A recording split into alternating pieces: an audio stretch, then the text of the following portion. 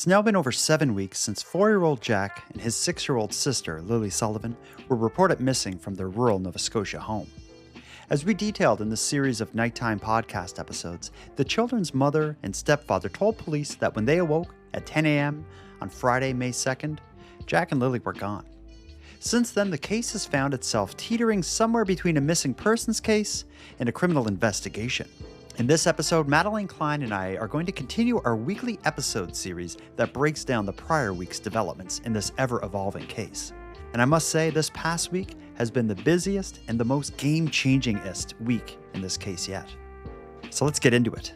Tonight, in this episode of Nighttime, we're going to discuss everything that happened during the 7th week of searching for Jack and Lilly Sullivan. You are listening to the Nighttime Podcast. My heart tells me these babies are gone. My heart tells me that. I know the truth. I didn't kill Lilly and Jack. Ms. Madelayne Klein, how are you this evening? I'm okay. I might sound a little stuffed up. Uh-oh. I think it's because I have a child that sneezes directly into my eyeballs. Oh, that kind of. Yes, I forgot. Yeah, yes, I remember those days. Yeah, if you have kids, if there is a virus in your city, it will find its way to you. Kids are programmed to touch things, lick their hands. Then they find other kids and they touch each other's faces. And then they get home and just drool and sneeze on their moms and dads. So yeah, congratulations. They're bacteria dance-a-thons. That's a good way to put it. Let's get into it here. We have so much to discuss tonight. In our prior episode covering the case, we managed to include 2 full weeks of updates, which is an amount of time only possible to distill down if the updates are few and far between. That's certainly not the case tonight. If the prior episode covered a slow point in the investigation, this week made up for it as the case has developed more in the past week than it ever has. Many questions were answered, some interesting points were clarified, and the possible criminal nature of the disappearance seems to now be clear. During the past week, the story was driven by an investigative report published by CBC News, which featured in-depth interviews with the children's stepfather, Daniel Martell, and the children's paternal grandmother, Belynda Gray, who was able to demystify many of the rumors surrounding the kid's biological father. And additionally, the province of Nova Scotia has added the case to its Major Rewards for Unsolved Crimes program. So we got a lot to talk about. But first, let's dig into something we missed in the prior episode. We'll back up a bit. Last week, we talked a lot about the June 11th press release issued by the RCMP that outlined the investigators' efforts. They shared the scope of their search, the amount of interviews, they described their use of polygraphs, and their collection of video. But another one of the points went a bit over our head. One of the things they stated is that they've been granted numerous judicial authorizations to seize and examine materials and devices that may provide information useful to investigators. So when you hear that, it sounds a little bit jargony, and maybe that's why it didn't kind of capture our attention. But our keen-eared and eyed listeners were able to flag that maybe as a tell on what's happening behind the scenes. I'm going to read you an email that I got related to our coverage of the June 11th press release, and then we can correct our past mistake.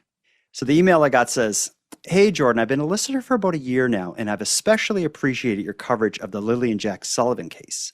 I'm in law, and I wanted to add that it's quite significant that the RCMP excluded a warrant, which they referred to as a judicial authorization, to search and seize items.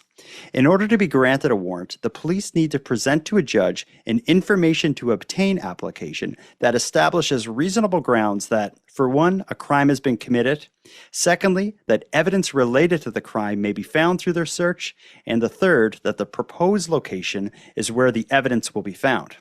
Perhaps you're aware of this, but you didn't touch on it during the last episode, and I think it's important as it confirms that the investigation seems to have a criminal component and that the subject of these searches and seizures will likely inform the public or the journalists the nature of the RCMP's theory and their suspects. In my opinion, I think they have a very good idea who's responsible, but they're gathering evidence to ensure the Crown has a solid case before bringing any charges forward. Because, of course, they only have one kick at the can, and they don't want to mess this one up." Crazy. So it's great to get that kind of insight. We would have completely missed that. I kind of, when I read this idea of searching and seizing, I thought of it as this voluntary thing. But that's not the case. What they have done, the police, have actually applied for successfully search warrants, which you can't just get for a case that doesn't involve criminality. It's something related to like the collection of evidence for a crime. So I think that's really telling, especially considering how much we've talked about, is this a criminal investigation or not? Definitely. And I think maybe that's why we glossed over it a little bit, is because we know that the stepfather, Daniel, offered his devices, be it a cell phone, laptop, whatever. So I think maybe just from that, we just assumed Malaya did too. And then, yeah, like in my mind, when I'm thinking of police searching cell phones, it's like, give me your phone. And it's like, okay. But it's the huge, what word am I looking for? Like process. And I didn't realize that. Yeah, but it opens an interesting door and opens Pandora's box a little bit. The process to get a search warrant involves the police presenting a judge something called an ITO, or an information to obtain. It's an application. People refer to them as ITOs. And that's where the investigator would list their justification for searching or seizing or obtaining this item. When the judge reviews that and approves it or denies it or whatever the case may be, it's often sealed by the judge and people can't access it until a certain point comes that it's unsealed. The ITOs and the applications for search warrants are often what gives journalists or the public information on law enforcement's theory and investigative strategies before a trial happens. I remember when I was covering Portapique, the mass casualty in Nova Scotia, it took almost a year before, or maybe even 2 years before, we received kind of official statements about what the RCMP believed happened and what searching they were doing. But before that, all of the search warrant applications were made public, and that was what led people to understand or to know what was going on behind the scenes. So to clarify, they will release that while the investigation is ongoing, correct? Absolutely. Yeah. But they're not required to. You need to apply to get access to it. And I started the process myself. I don't think they're going to give it to me, but I wrote to the court saying, the RCMP have successfully obtained these search warrants. I'd like to get access to their applications. And here was the response I got back from the courts. Hello, Jordan. There's currently no publicly available search warrant applications in this matter. However, there are 6 or more sealed warrants related to that investigation. When a warrant is sealed, no one, including court staff, can access its contents. Anyone seeking to vary that sealing order would need to apply to the provincial court in Pictou. I'm aware at present of one media outlet that has submitted an application, with 2 others considering joining their application. If you wish to submit an application yourself, you can submit this form, blah, blah, blah. So all that is to say is that these ITOs, these search warrant applications, are something that journalists now are actively trying to get their hands on. And if they do, I imagine you will see a shocking news report comes out that reveals the RCMP's theory at this point. But all that to say that the judge may keep it sealed, and the judge has that authority to keep it sealed for some period of time. So we may not know. But thanks to this email from a listener who heard last week's show, it kind of opened my eyes to whoa, we could, we as in the public could get very close to the RCMP theory by way of these search warrant applications. Well, because that's been the big question. This whole investigation is, we know that they can't show all their cards, if you will. What evidence did they have to get the warrant? It's going to be interesting. The whole point of our discussion tonight is to unpack everything that happened in the last week. What we just talked about is something we missed the week prior, and there's a hell of a lot from the last week to get into. As I said, we're going to discuss interviews with the paternal grandmother, Belynda Gray. So that is the Lilly and Jack's biological father's mom. We have a long-form interview with Daniel Martell. Both of them spoke to CBC, whose coverage this past week has been incredible. We have all that to get into. And then we have some more strange news that I'll explain, related to a large reward offered for information related to the disappearance of Lilly and Jack Sullivan. Let's take our first ad break. When we get back, we'll get into Daniel and the children's paternal grandmothers' interviews with CBC. So before the break, Madelayne, I explained to you that CBC's coverage of this case over the past week has been in-depth, it's been thorough, and it's been very revealing. Some of the questions that we've had since the very beginning, I think were answered over the past week thanks to CBC's coverage. Before we started our talk tonight, we both watched the two interviews we're going to be discussing. Let's start with the paternal grandmother. That's Lilly and Jack's biological father's mother. Her name is Belynda Gray. This is the first time she spoke publicly. She sat down with Kayla Hounsell, a CBC journalist, for I think it was probably like maybe a 15-minute interview that covered all aspects of the case. She described her son's relationship with the children, her relationship with Malia, the children's mother. She discussed how she learned about the disappearance, her involvement in the search. She covered it all, and we can go through it piece by piece, but just broad brush, first of all. How intriguing was her interview to you? I thought it was a fabulous interview. She's really well spoken, and it cleared up a lot of questions. Mm-hmm. Like, she speaks so highly of Malaya, which is refreshing, because we up until this point really don't know anything about her, or didn't know anything about her. And just with all of the speculation online, she's been completely demonized throughout all of this. It's interesting. And one of the things that I was really anxious to hear her talk about is her son, the children's biological father. Since the beginning of this story, people have asked, who is he? What's his relationship like with the children? The common answers, and I've shied away from saying much of it on these episodes, is often people were saying the children's biological father is in jail. Some people were also saying he just got out of jail, so he probably took the kids. But I couldn't find anything to verify either of that. And I was like, is he in jail? Is he not in jail? Is he in the kid's life? Is he not in the kid's life? I couldn't figure anything out about it. All I knew was his name was Cody Sullivan. Hence the children having his last name, Lilly and Jack Sullivan, where their mother is Malaya Brooks, stepfather Daniel Martell. Belynda Gray, we'll jump into a couple excerpts of her interview with Kayla Hounsell of CBC, but in the very first segment I'm going to play, it's her introducing herself, and then she goes to give background on her son Cody and his relationship with Malaya. So let's listen in on it, and then we can talk about this. I am the grandmother of Lilly and Jack. I am the grandmother on the biological father's side. My son is Cody Sullivan. He's not in jail. He's never been out west. He does not have a criminal record. And right now he's living with me. He has been for 9 months.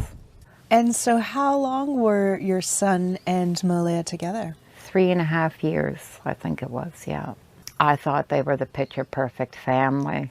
Then Malaya started to tell me that they were having problems and she wasn't happy. She told me that she wasn't happy and she thinks she's going to leave.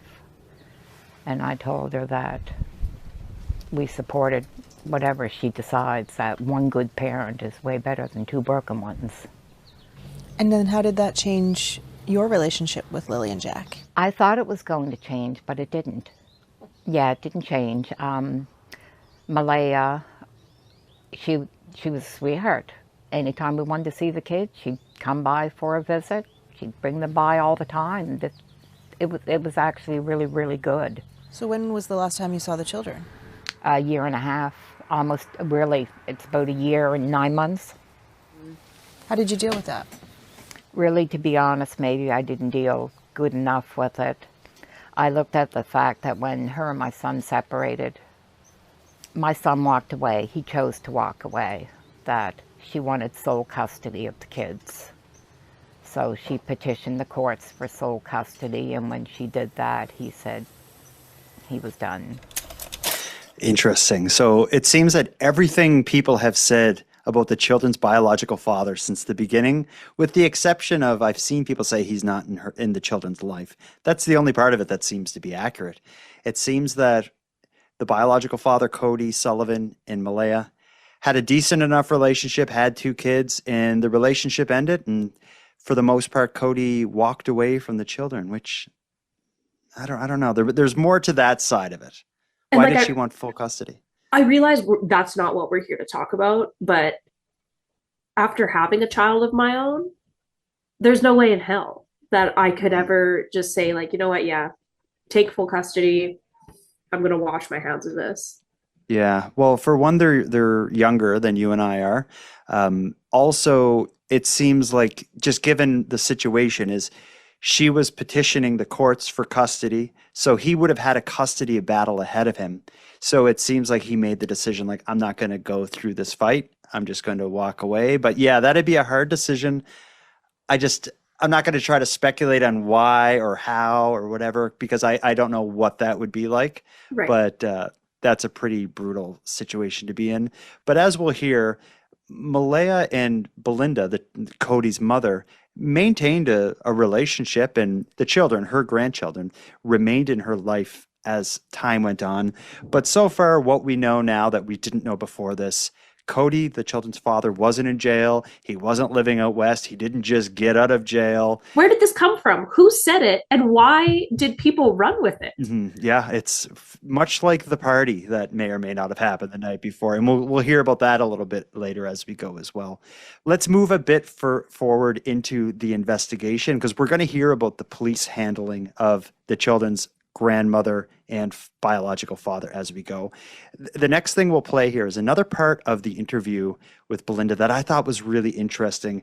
In this piece, it's her describing arriving to the children's home the day after, the Saturday, the day after they were reported missing, to assist in the search, and during her answering of her role in the early day of the search, she goes on to describe Malaya as a mother and her Malaya's attitude the day after the disappearance. And this is an interesting one. I said, Malaya, I said, you know your kids. Nobody knows their kids like their mom. Where do your kids normally go to play out in the yard? What direction do they usually like to explore? And she said, well, they always play up in the little woods right on the side. I said, well, okay. I said, we'll start from that point and we'll work our way out. We had spoken to a search and rescue, and we weren't allowed on the other side because that's where they were searching at the time. So we just started combing through the woods up through there. We were gone for a couple of hours. I'm yelling for Lilly and Jack. We always call Jack Jackie Boy. But those woods, I started to feel that I can't see them being in the woods. There's trees everywhere. You literally have to climb over trees, climb under bushes. It is really, really thick. We come back out and I went in to see Malaya again. I assumed she was in shock. She was very, very non-emotional, very just flat, monotone. But Malaya's very soft-spoken anyway, that she's not usually excitable. I thought that's made her a really great mom. She was an excellent mom. She never raised her voice at the kids. That it was always, now Lily, what did Mommy say? And I used to think, now if anybody's meant to be a mom, it was her. A part of me still feels that. Why only a part of you still feels that? What do you mean? After seeing the place, seeing the condition of the home, it was like the total opposite of what I knew of Malaya. She was always clean, very clean about herself, about the kids, about her home. This home looked more like a camp, but it was very unkempt. I was pretty surprised. A lot to say there, but we could start at the last thing she said is it as true? Like, I think a lot of people who've seen photos of this home and photos of the property have thought, like, does that look like a appropriate place to be raising kids? We've talked about it ourselves, but we said, rural Nova Scotia or rural anywhere in Canada, you're going to see homes like this. But I guess it was not typical for Malaya, and at least it struck their children's grandmother, Belynda, as a surprise when she arrived there. But as she said in the prior clip, it's been over a year since she saw the kids. So I guess showing up there and seeing how the kids were living, yeah, that was probably a shock. But of that segment we just listened to, what stood out to you? That part, like everything was, what she said about Malaya was so lovely, and I thought this is so refreshing, and it makes so much sense that Malaya's soft-spoken to begin with, so she's kind of shying away from the spotlight, which she has every right to do. Yeah. But the fact that, yeah, the grandmother noticed like an obvious difference. Malaya's been in her life for the last 6 years or however long it's been. And what changed in the last year and 9 months that, she's living differently. Yeah. And Belynda described Malaya having kind of a flat kind of attitude and personality and tone or whatever. That would kind of explain that one short interview that Malaya did the day or so after the disappearance. She spoke to, I think it was Global News she spoke to, but she did come across as, I wouldn't say cold, but just a little flat. I kind of chalked it up to like she's just probably so shocked by what is going on that's how she's reacting. But maybe that's just a little bit of her personality, I guess. It seemed like Belynda just like stoic. Yeah, I don't know if that's the word. I suppose so, but it's that whole thing was interesting. I think the idea of arriving there and her just being a little composed. I don't know what I read from that, but it's just not what I expected. She also, and I've said this before, but like everyone deals with shock and trauma differently. So like she could have been completely disassociated. Mm-hmm. Yeah, absolutely. Like And what we're hearing her Belynda describe, is the scene this Saturday. So the children would have already been missing one overnight. So that would have, as a parent, if your kids were missing, the first night that they're missing overnight is the longest night of your life. So, well, she probably didn't sleep. And there's all these people she doesn't know in and out of the house. Police would have already searched the home, and news would have been there. So she would have been going through some serious stuff. But the next part of Belynda's interview is definitely interesting. What we're going to hear about now is CBC was asking her about all of her interactions with the police. She starts by describing, before she even goes to the children's home, Friday night, in the middle of the night, hours after the children were reported missing, the police show up at her home. I think it was like 3 a.m, she describes, just to see if the children are there, because they're hunting for the kids anywhere they could have possibly wandered off to. They check the grandmothers, of course. So she'll describe that, but then she goes on to describe the various interviews she and her son Cody had with RCMP during the past 7 weeks. And this is interesting because this, I guess, will give us another glimpse inside the investigation.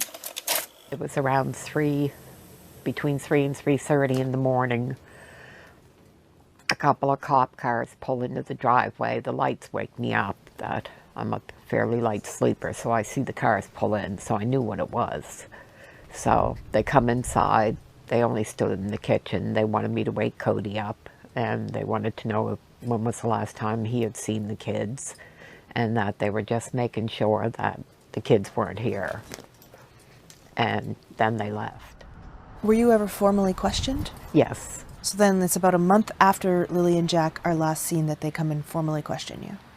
So it's about 3 weeks. They question Cody for an hour and a half in the vehicle, and then they question me for 2 hours in the vehicle.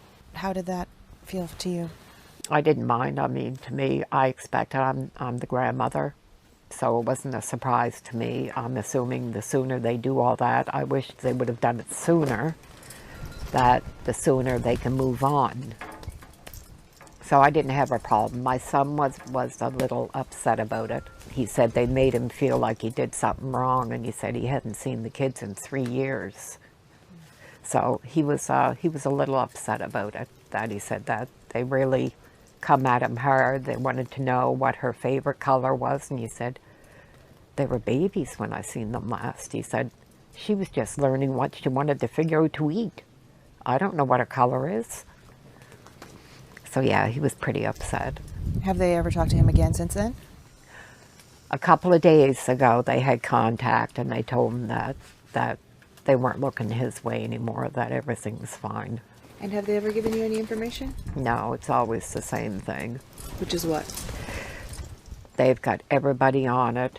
They are looking at all avenues. They can't divulge any information that could compromise their investigation. It's the exact same words. So that answers one question. we've seen a lot of people online, they should talk to the biological dad. Obviously, they did multiple times. Starting with the night of the disappearance, the police went there just to make sure the kids weren't there. Then it took several weeks before the police actually came back to the home for what sounded like a bit more something between an interview and interrogation of both Belynda and her son Cody. I just want to just talk this out briefly, and then we'll get a bit deeper into what we just heard. But could it be they did in fact spend the first week or two working the theory that the children did just wander off, and then somehow after 2 or 3 weeks that changed and it became a criminal investigation? Because in my mind, if it was from the very beginning, if there was any thought that it could be a criminal investigation, the first 3 people I'd be looking at heavily if I was a police officer would be the children's stepfather, Daniel Martell, the mother, Malaya Brooks, and the biological father, Cody Sullivan. To wait 3 or 4 weeks to then be like, Cody, get in the car, we need to have a pretty heavy talk with you that's going to make you uncomfortable.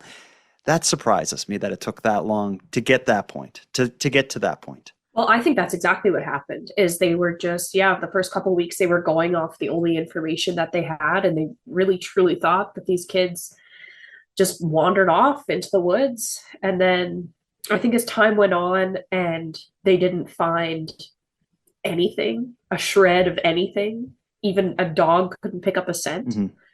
then they figured we better broaden the spectrum of what we're dealing with here. Again, this is why we're left guessing, but if a journalist or a member of the public ever gets their hands on the search warrant applications, I am sure that is where we'll find out when the investigation changed and what led it to change.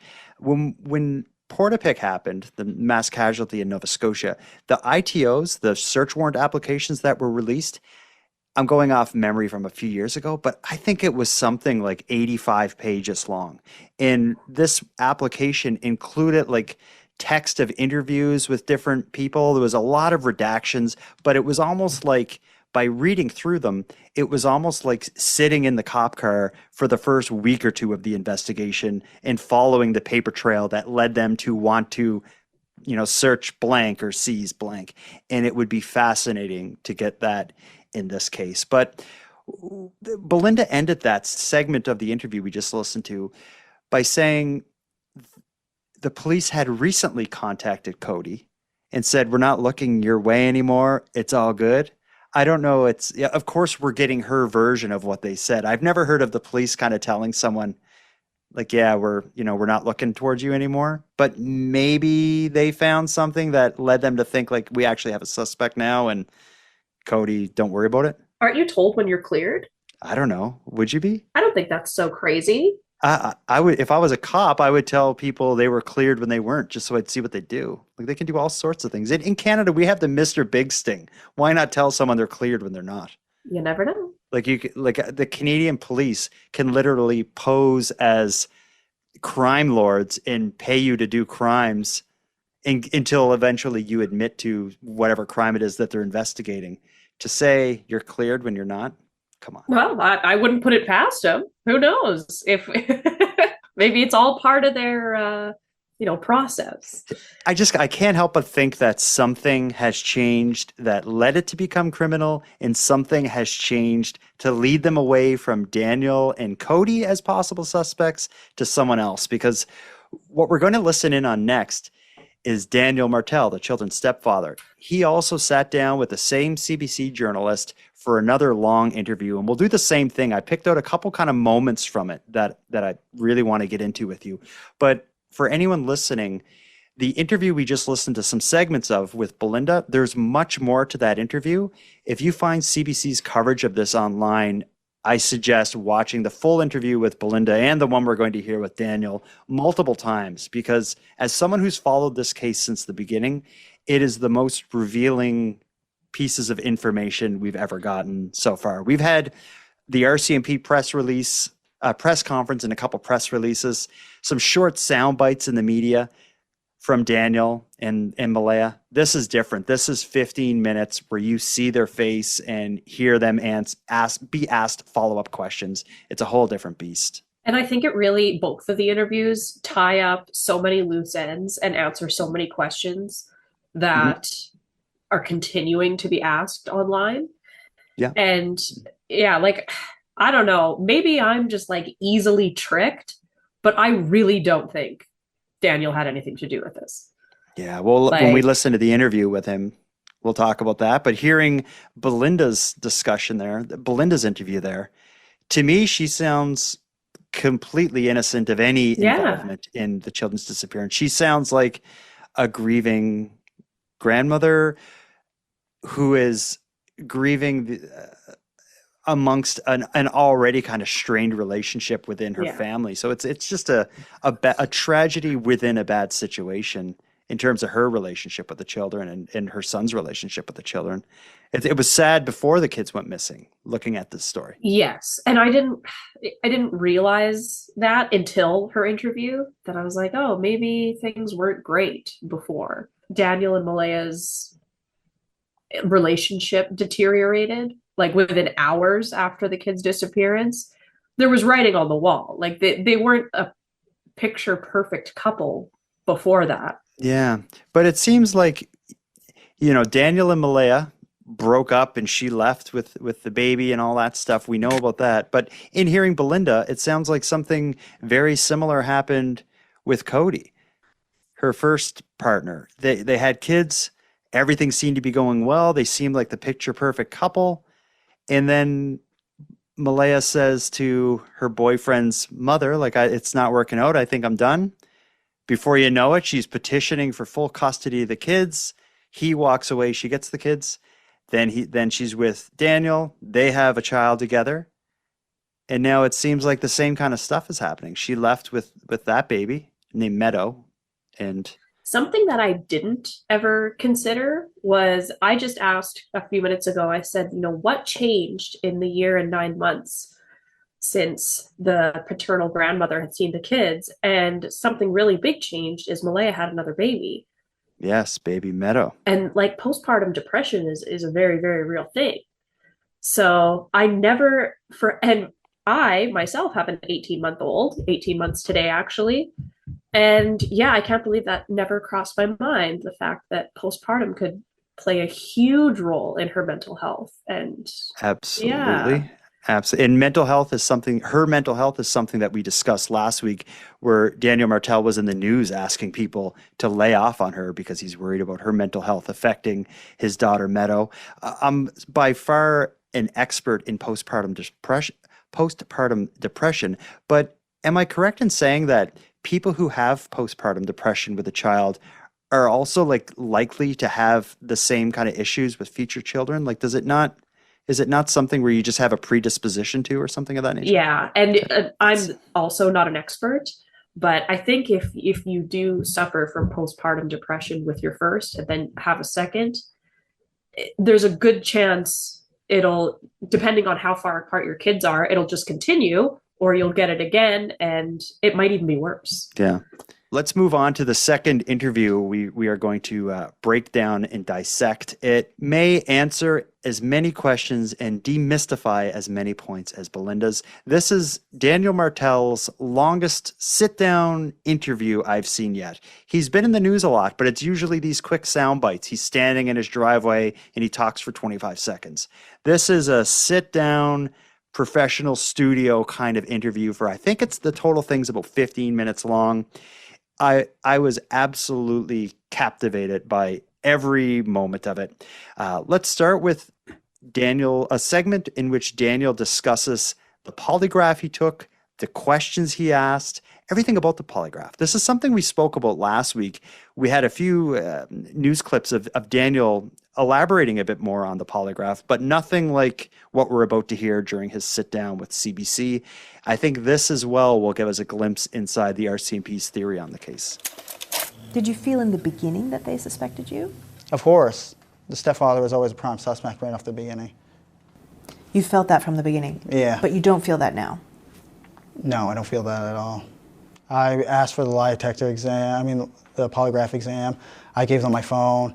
I told them do drug tests because there's a lot of rumors online about a drug party. Okay, you mentioned you offered to take a polygraph test. Yeah. Did the RCMP take you up on that? Yes, it did. And how did that unfold? It took a little while to set up, and we go in, sit down in a big comfy chair, and they have multiple sensory pads. You have them underneath your forearms, you have them underneath your butt, and you have them underneath your feet with your shoes off. You have a sweat gland on one finger. You have a measuring instrument for blood flow that goes in and out of your hand, and you have a cuff on your arm for blood pressure to measure your pulse. Were you nervous? Yeah, I was extremely nervous. Especially with the first question they asked you, did you kill Lilly and Jack? What other kinds of questions did they ask you? All the questions pertain to the death of Lilly and Jack. Are you accessory to the murder of Lilly and Jack? They were all. So all of the questions assumed that the children are no longer alive? Yeah. There were no questions at all about, did you take them somewhere? Could No. they be somewhere? No. So that is interesting. I think two main things to talk about. First of all is just his attitude and behavior. To me, he seems open and he doesn't seem like he's overly nervous talking in his largest televised appearance. This isn't, again, it isn't someone holding a camera towards him in his driveway. This is like him on a TV set with a CBC national reporter who's asking follow-up questions, which is different than just the one-shot questions he would have been doing in the past. Did it surprise you to hear how well he did? I think he did great. It didn't surprise me to hear that he did well and passed. What did surprise me is how fast they got to the point in questioning. Because I think last time we were kind of speculating on what kind of questions they would ask him. And I think I said, like, they probably start slow, give you a few, like, fluff questions, but no, they got right to the point. Yeah, did you kill them? And like he said, like Daniel said, there wasn't questions about a disappearance or them wandering away, or it was questions about a crime and his involvement in a crime. But murder. Yeah, I don't know a polygraph and the strategy of all that. Maybe that's a part of the strategy is to just ramp it up to 11 right from the beginning. But it is surprising. It seems like it surprised him. It certainly surprises me. But let's learn more about other interviews that Daniel is aware of and people that may be suspects. Daniel reveals a whole lot of information about the investigation. Throughout this entire appearance on CBC, it seems like he's almost on the verge of revealing too much. He stops himself so many times being like, I don't think I can answer that. I will also say, though, that Daniel Martell is a terrible secret keeper because he also often says, I don't think I can say anything about this, but, and then he says it. He's done that. Like, remember last week, I think, or maybe it was 2 weeks ago or 2 episodes ago. You mentioned last time we chatted that you'd offered to do a polygraph test. That is correct. Has that already happened? That has happened. Right. And did you get results from that yet? I do have results, and I don't know if I can share those results, but they were good in my favor, we'll say that. He kind of did that through this interview. He kept, saying it after saying he shouldn't say it. But anyway, let's hear about him discuss other interviews that were conducted that he's aware of by our CMP investigators. The police have done a number of polygraph tests. They've done 53 formal interviews. Do you know who these people are? Yeah. That's a lot of interviews. It is a lot of interviews. A lot of them are my family, people that live in the area. And those interviews, typically, my interview was 4 hours. And a lot of the interviews from my family were 1, 2 hours. So there's a lot of time taken up and they ask detailed questions. Do you know who else actually took a polygraph test? I do, but I'm not going to say anything that's going to impede the investigation. Okay. Do you know if Malaya has taken one? I don't know if I can say it, but I will anyway. Yes, she did take one. Okay, she took one. Do you know the result? No. RCMP wouldn't let tell me I asked. Interesting comments on Malaya's. Why he was hesitant to answer it. He did answer it. I don't think that's any surprise, though, to someone. Like, If they gave him one, why wouldn't they give her one? Well, right. Like those are the two first people that would be taking them. And like, I don't know. I feel like Daniel is so not like you just said, terrible liar. Can't or secret keeper, I should say. Um, there's that. And he just, I don't know, he seems like such a simple man. And I don't, if he is hiding some crazy secret right now, he's like a huge sociopath because this man just seems so not guilty. Like, Not a great secret keeper. He also seems like he'd maybe be the type of person that'd be a little easy to trick as well. That's just my vibe on him. right. We're going to hear him not keep a few more secrets. The next part of it I want to break down with you is during the CBC interview, they asked him of several questions about the last sighting of the kids. So remember, it came out that there was all this question about when were the children last seen by someone other than Daniel and Madelayne. We then learned they were seen the day before the disappearance. The police didn't say where or who saw them or whatever. They just said, they were seen the day before. CBC asked Daniel a bunch about the last known sighting of the children. And spoiler alert, it ends up being at this mall in not far from where they lived. But the way he describes it, it just makes it seem like there's a whole lot to this sighting. So you'll see what I mean. Just the way he answers the questions and how tentative he is. There's something serious about this last known sighting. It seems to me anyway. But I'll get your take after we listen to it. Here it comes. The kids were seen the day before. I know a lot of people didn't know that. I still see a lot of stuff online that the kids could have been missing for days. They were at a school for days, and they were seen in the Glasgow area on camera the day before the disappearance in the afternoon. Where was that? I don't know if I can say that, but it was near the Highland Square Mall. Was it with you? It was with me, Madelayne, and Meadow, and Lilly and Jack were there too. And are the police aware of that? The police were aware of that since. Do they have that video? Yes, they do. I also talked to my coworker in the parking lot as well, and he verified that with investigators as well.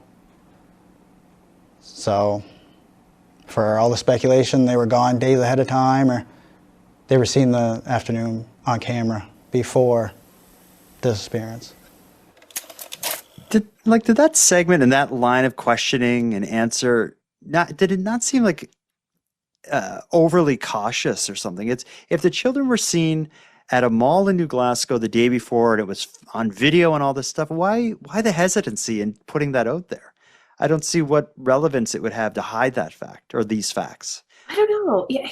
There's something about that I'm like, well, that just all seems so weird. Well, he stated many times, like, he doesn't want to impede the investigation. He doesn't know what he can say. And yeah, I just think he doesn't want to screw anything up. And he might have been nervous. And yeah, I didn't think that was weird. But I think other things have gone right over my head. So maybe I'm not a good... I guess I just feel like I'm not going to be surprised if when we eventually learn the RCMP's theory that this last sighting plays into something in some way. I just don't see what is important about that. That would be, yeah, I don't know. It's just something doesn't sit right with me about it. You're getting vibes. My spider sense is tingling about that. Yeah, but there are other things that Daniel said during the interview that are really interesting. And again, I implore anyone listening who's following this case to watch both Belynda's interview and Daniel's interview in full. One of the statements Daniel made, it was just a kind of a short statement. While he's talking, he's saying there's much more to this investigation than people know. The RCMP, they have to keep a tight lip on everything, but there's a lot more that meets the eye with the case. That was one of the things he said that I'm like, well, what is it? Like, what's going on behind the scenes? It's clear that Daniel knows more about the investigation than the public does. he said himself, and you said it there, is he seems to just not want to step on the toes of the investigators. It seems to me he wants to be transparent and open with the public and put himself out there, but not at the cost of spoiling the investigation, which is a pretty fine line to walk down. But I think it says a bit of something about his character. If when all the cards are on the table and we see what's happened, if Daniel Martell is innocent, I think a ton of people owe him an apology, and a lot of people owe him like a tip of the hat of like putting yourself out there in the line of fire, taking some big shots and doing everything you could for, your stepchildren, which is, there's something to be said for that. Absolutely. And it kills me to know that even if he is like declared completely innocent, it still won't be enough for some people. True. He is forever guilty to some people, which is super sad. Let's take our second and final ad break. When we come back, we'll have our last update to this case, and that's going to involve the reward, $150,000, and it's going to almost answer the question that we've had for 7 weeks now: is this a criminal investigation? We'll get to that after this break. Madelayne Klein, for our last update, I want to talk about the $150,000 reward for information related to the disappearance of Jack and Lilly Sullivan.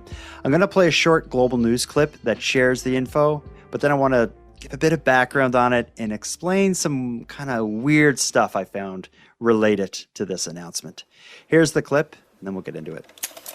The province of Nova Scotia is offering a reward of up to $150,000 for any information relating to the two siblings who were reported missing last month. In a brief phone call today, the children's maternal grandmother told Global News the family's focus is on finding Lilly and Jack, and they hope this reward will help. Premier Tim Houston says he's also hoping for the safe return of the children. Nova Scotia's Justice Minister says the province is doing everything they can to support the RCMP in the investigation. We appreciate the work of the investigators, the RCMP, and others who responded in the early days and as the case has unfolded to support the search and now the investigation.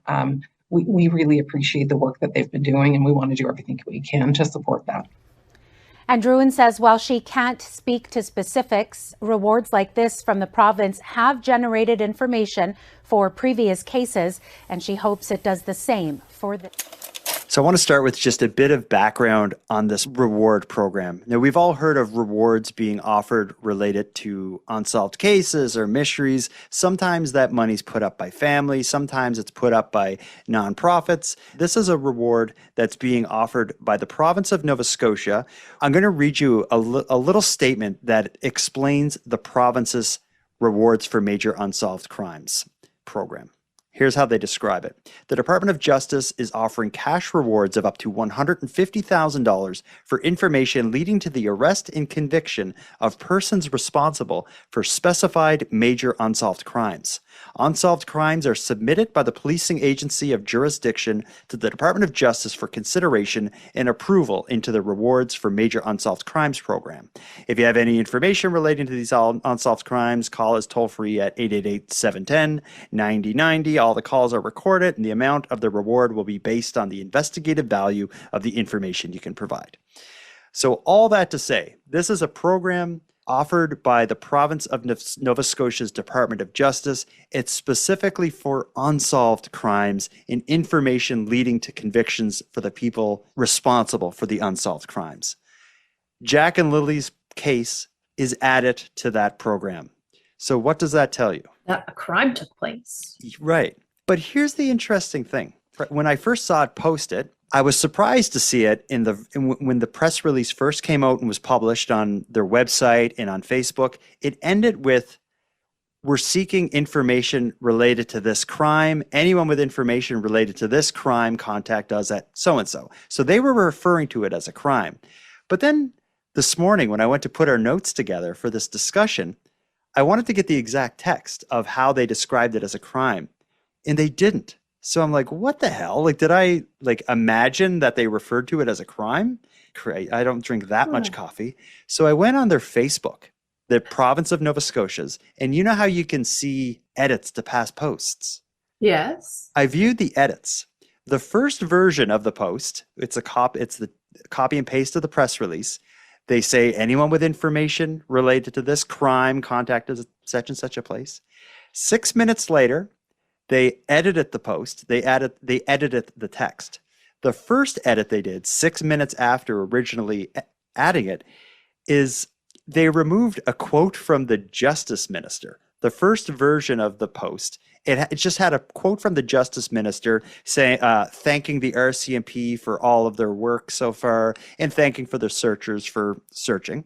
Then an hour after that, they edited the post again, the third version of it. And this third version was exactly the same as the second version, except instead of saying anyone with information related to this crime, contact, blah, blah, blah, they changed it to simply say anyone with information, contact us at. Interesting. Yeah. So it was like to go back and this was all the press releases, their website and everything. They edited the text first to remove the Justice Minister's quote, which just seems silly, but secondly, to remove the word crime. And so it's like, what the hell? Is it someone got in trouble? I don't know. Maybe not. I don't know what would have happened, but this would have been a high profile release. It would have been looked at. I hope I'm not a crazy conspiracy theorist, but I feel like for weeks now, it's been investigated as a crime. And for some reason, they don't want to say that. And I feel like in reading a bit about this program, the RC or the investigative agency has to apply to have the case listed on it. So the RCMP would have had to contact the Department of Justice in Nova Scotia and say, we want this award for Jack and Lily's case. They get it put on the Major Unsolved Crimes program. And then it's like when the press release comes out, I feel like they're like, whoa. We're not going to call this a crime. Like, we haven't called this a crime yet. Get that down. Like, I feel like there's the worst kept secret in Nova Scotia right now is that the RCMP is investigating this as a crime. Yes. Oh, absolutely. It's they haven't announced it yet, but I mean, everything's adding up to it being a criminal investigation. Like, we have proof in front of our eyes. Yeah, it's almost silly to speculate whether or not it is.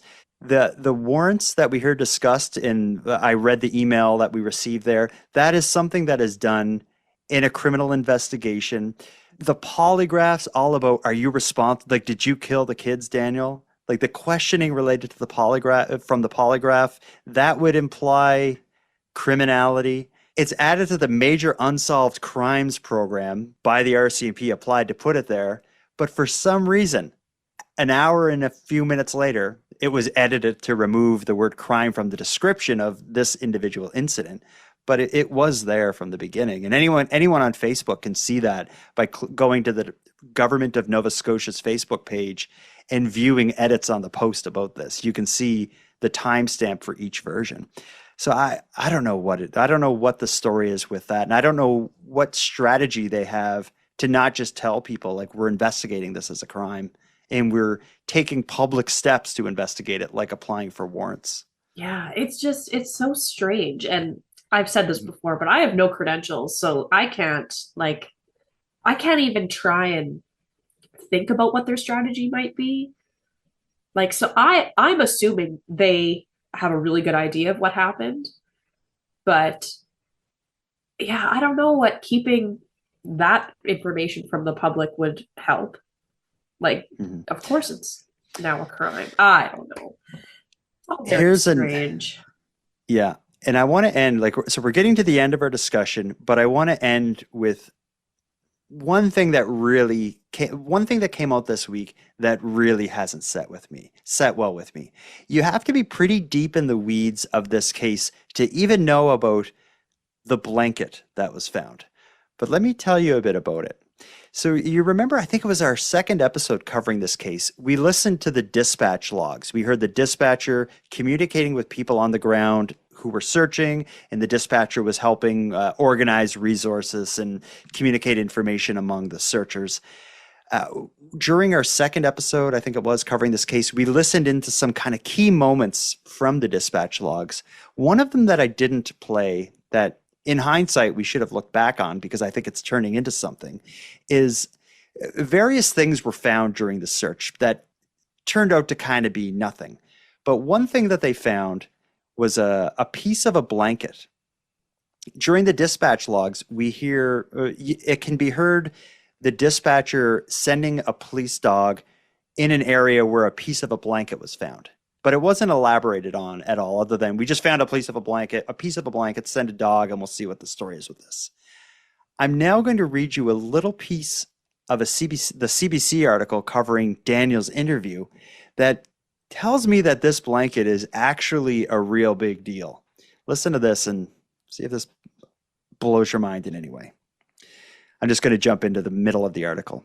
On the first day of the search, emergency responders communicated over an open radio channel reporting that a canine unit was to be dispatched to investigate the discovery of a blanket. According to one official speaking over the radio, family members had led searchers to a location not far from the home where a piece of blanket was found just off the road. The children's mother had believed the blanket belonged to her daughter. Daniel Martell, the children's stepfather, later confirmed that the item was indeed a piece of Lily's blanket.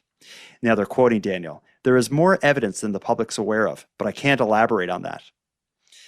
He did, however, say that the blanket was discovered near Lansdowne Road, close to where searchers also found a child-sized boot print along the pipeline trail, just over a kilometer from the children's home.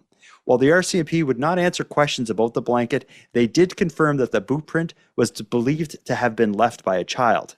When asked if any major developments had occurred in the investigation, RCMP Corporal Guillaume Tremblay stated that there was no evidence to suggest children were abducted.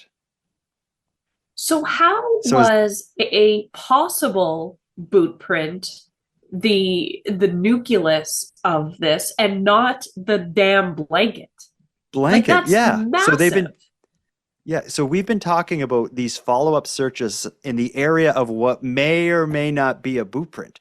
Way more interesting than the may or may not be a boot print is the piece of Lily's blanket in the woods on the side of a trail a kilometer from the children's house. Like, that's... So it makes the boot print more interesting. Yes. Only due to its connection to the blanket. Well, right. And that's just... Up until now, we've been under the impression that not a shred of them has ever been found. Absolutely. So it explains a better search of that area. It explains the need for more searching of that area. It also explains the interest in that specific trail because it all kind of is connecting now, because the home that the police went to and wanted trail cam footage from, that's a home that's kind of on that trail. So the video that these trail cams and security cameras would have had 8 kilometers away or whatever it was, would have captured some of that trail. Much of the searching has been on or near the pipeline trail. So if the only evidence they have is this footprint that may or may not be a footprint, and her blanket, it's a whole different scenario. Well, and what's the, why would they hide that? I mean, I realize that we're not entitled to know every detail of the investigation, but why would they keep that from the public? What's the deal here? Well, I would think they'd have strategic reasons to withhold information, but then for it to come out in a CBC article, unless maybe this is an example of Daniel Martell being a horrible secret keeper. That's very true. This just blows me away. It also, the police can't control the fact that the dispatch logs were all on a public open radio. So CBC would have done their investigation and listened to those logs just like you and I did weeks ago, but they'd have a better ear than we would, I think. And I bet you that they followed up every single detail here. And they probably tried to follow up on, what was the story with the blanket? Was that nothing? And something in the response they got from someone made them think like, is there something up with this blanket? But I feel like this is big news and it's not really being blasted all over the place, which is surprising me. Well, right. Yeah, I don't know. But, well, and it doesn't help the speculation that they wandered into the woods? If they found it near a wooded area or the path? Keep in mind, it's a kilometer away. A kid going to walk for a kilometer Yeah. with a blanket? And why only a piece of it? That's another thing, too. How big is this piece? I want to know so much about this. Yeah, we need more information. And I think if anyone is entitled to it, it's you and I. Yeah, I think at this point. No, you know what's going to happen is here's my prediction, and we've been updating our predictions every week. I think we're very close to a major development, be it an arrest or a discovery. I feel it big time now. Given everything that's going on, I think we're really close. But I think the search warrant applications, I feel like this is such a high profile case, the media is going to fight for those. And if they get their hands on them, even with heavy redactions where we don't know names and stuff, we're still going to have a pretty good idea of or what the strategy is and what the theory is. I think so too. Last time we talked, you said I think 2 months or this summer we might have answers, but I think we might be within 2 weeks now. Mm-hmm. They're going to want to get it right. It's a high profile case. Oh, yeah. And it's clear they're doing everything they can. And I think the reward is an example of that. Typically in Nova Scotia, when a case is added to the rewards for major unsolved crimes program, it's done well after the fact. On the 2-year anniversary of a murder or something, it'll be added and they'll have some new news coverage. I have never seen a case in this short of amount of time. It would be quick for it to be within a year. Oh. In my mind, it's unheard of for it to be in 7 weeks. Can you tell me more about this? Because I think we've covered a few cases that have been on the list. Was Devin Marsman's put on the list? Yeah. So to give an example of the timeline, yes, Devin Marsman's case, who we both covered, was on the Nova Scotia Rewards for Major Unsolved Crimes program. Devin went missing in February of 2022. His case wasn't added to the program until November of 2022. So almost a year later before Devin's case was added. And that was a high profile missing person in Nova Scotia. Lilly and Jack Sullivan, it's 7 weeks and they're on there. Yeah, that's a huge difference. Yeah, I think it's showing that the RCMP and the province is trying to do every single thing they can to make this happen. Yeah, they're serious about finding these kids, and they should be. Mm-hmm. All this said, we've been through a lot tonight. There are other developments that have played out as recently as this morning that we won't have time to get into tonight. So we already have things developing for next week's episode, which will be part 8 in this series. I never thought it would get this far, and I want to tip my hat to everyone involved in this investigation, in this search. It's just it continues to break my heart and astound me that this is happening. Oh, it's just as soon as we think that things aren't wheels aren't turning, we get a week like we just got, and the ball's really rolling now. And hopefully by our next episode, we have concrete answers.